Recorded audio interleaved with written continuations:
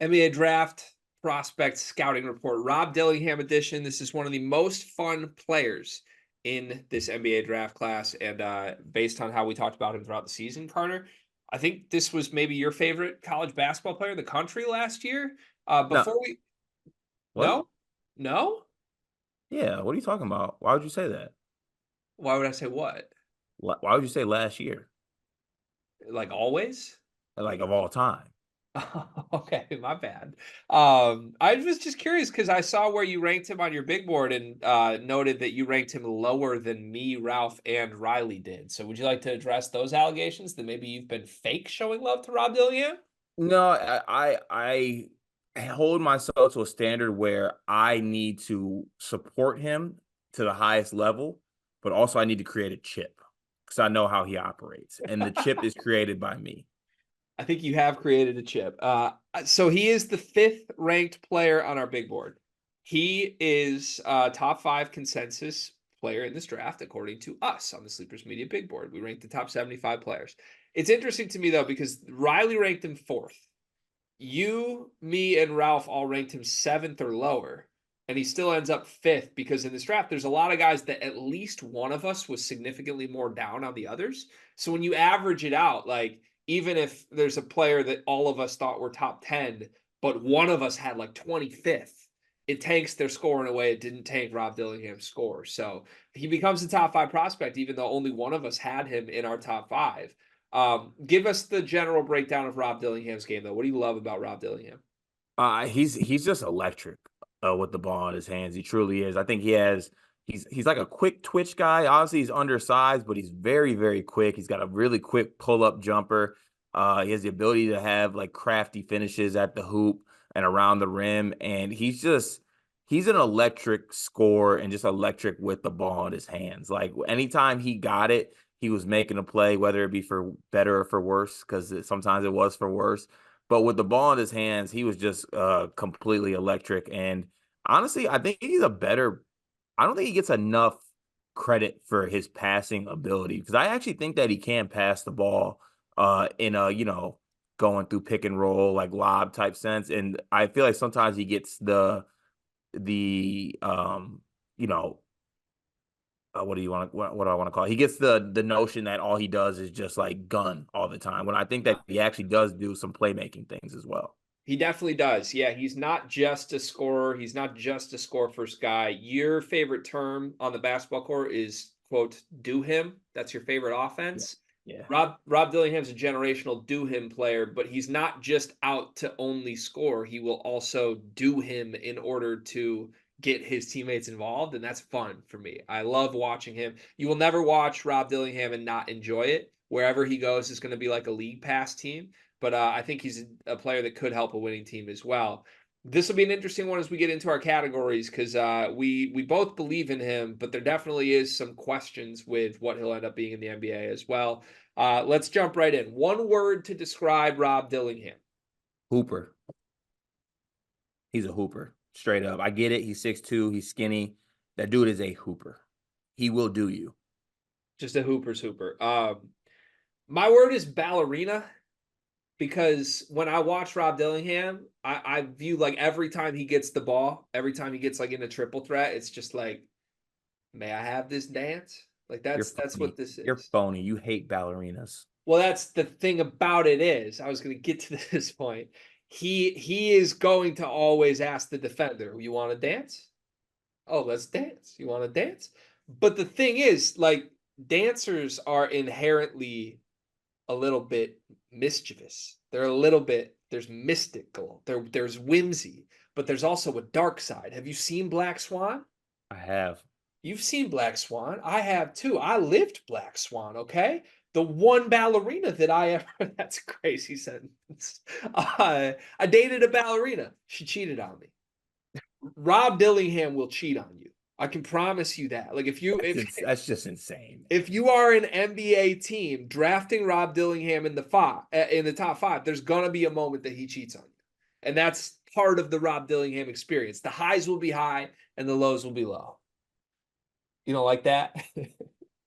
I'm still caught up on the I live Black Swan thing, but a floor ceiling for Rob Dillingham.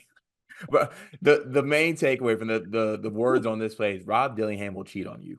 You don't want to flesh out the fact that I lived Black Swan a little more? We can move No, on. Floor or ceiling? Is he more likely to hit his floor or his ceiling? This is out of everybody we did this for, this was one of the hardest decisions for me because I think it's 50-50. I had ceiling. Is that because you want it to be ceiling though, or was it like no brainer? You think he's going to hit his ceiling? Honestly, I want it to be ceiling. I went ceiling too, but I'm totally willing to admit it's because I'm rooting for him and I want it to happen. I think this is a coin flip. Like if you simulate Rob Dillingham's career 100 times, half the time it's the worst case scenario and half the time it's the best. Like doesn't feel like there's going to be much middle ground with him, honestly. Black Swan, best team fit for Rob Dillingham. My best team set was the Spurs.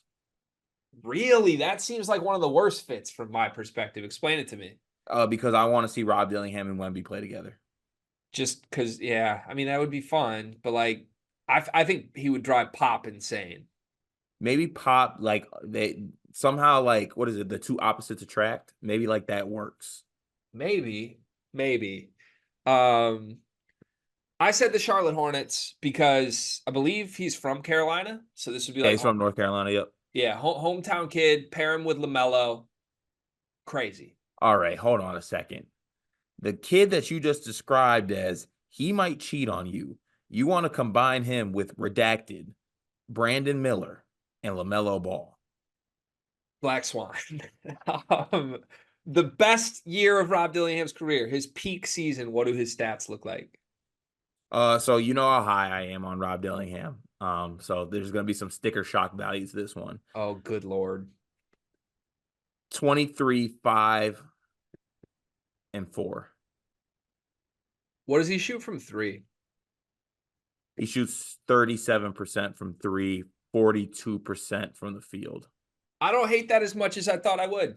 I really don't. I'm lower than that, but not by a ton. I have 19 points, 6 assists, and I think 38% from three. I think to me, if he does hit in the league, the best case version of him is not going to be a 30 a game scorer guy.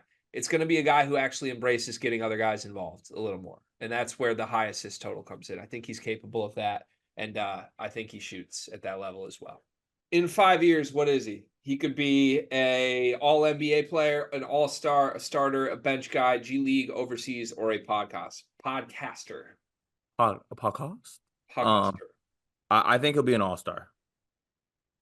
I think he'll be an all-star. So you think this is like Kentucky guard hits again, Tyrese Maxey level?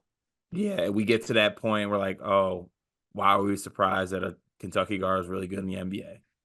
Counterpoint though, Jamal Murray and Tyrese Maxey aren't exactly like every year all-stars. Have they even made an all-star team?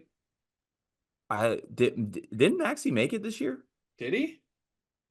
He might have. Jamal Murray's a champ. He has not made an all-star team as far as I can tell. Tyrese Maxey is a one-time all-star. He did make it this year. He had great numbers this year. Yeah, he did. I don't even think he was. I think he's in what, his third year? Fourth year. Fourth year? Okay. So, Okay. yeah. All right. Yeah, I guess that's not crazy. Final category here, superlative. Most likely to blank. Rob Dillingham is the most likely player in this draft class to. Sorry, Maxey's numbers were crazy. I know this isn't about him. Most likely to change his name, a la Ocho Cinco.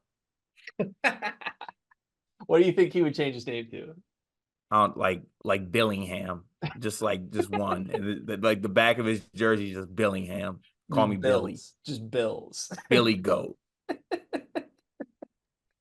Okay, I love that. That's hilarious. I think Rob Dillingham is the most likely to become a Harlem Globetrotter in his 50s. Like I think after he's an all-timer.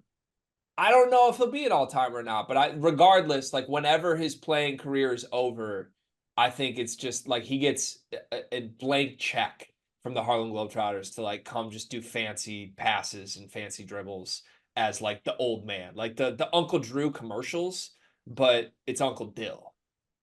Okay, that's kind of fire. Honestly, we might need to make that happen. That's pretty yeah, for real. Black Swan.